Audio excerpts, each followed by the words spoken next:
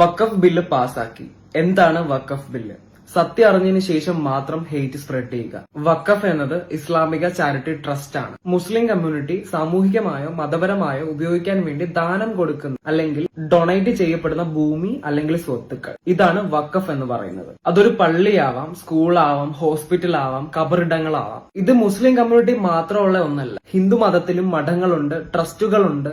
അവയും സമാനമായ രീതിയിൽ തന്നെയാണ് പ്രവർത്തിക്കുന്നത്. ഇപ്പോൾ ഇതെല്ലാം മറികടന്ന് വഖഫിനെ ഭൂമി കയ്യേറുന്ന മാഫിയ അല്ലെങ്കിൽ ലാൻഡ് മാഫിയ ആയിട്ടാണ് പലരും ചിത്രീകരിക്കുന്നത്. പൊതുസ്ഥലങ്ങൾ, ക്ഷേത്രങ്ങൾ, സ്റ്റേഷനുകൾ എല്ലാം വഖഫിന്റെ അധികാരത്തിലാണെന്നുള്ള പ്രചാരണം. ആരാണ് ഇതിന്റെ പിന്നിൽ? അല്ലെങ്കിൽ തന്നെ വഖഫ് ബോർഡ് ഇങ്ങനെ ഒരു കാര്യം ചെയ്തു എന്നതിനുള്ള ഒരു ആരോപണം വന്നു കഴിഞ്ഞാൽ നിയമപരമായ അന്വേഷണം നടത്തണം. അല്ലാതെ ഒരു സമൂഹത്തെ മുഴുവൻ കുറ്റവാളിയാക്കുന്നത് നീതിയല്ല, അത് അക്രമമാണ്. Communal politics.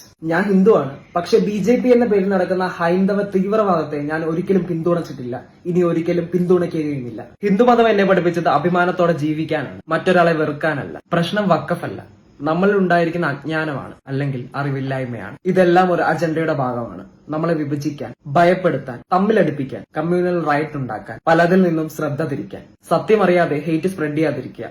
വഖഫ് എന്താണെന്ന് ബാക്കിയുള്ളവർക്ക് ഷെയർ ചെയ്ത് കൊടുക്കുക.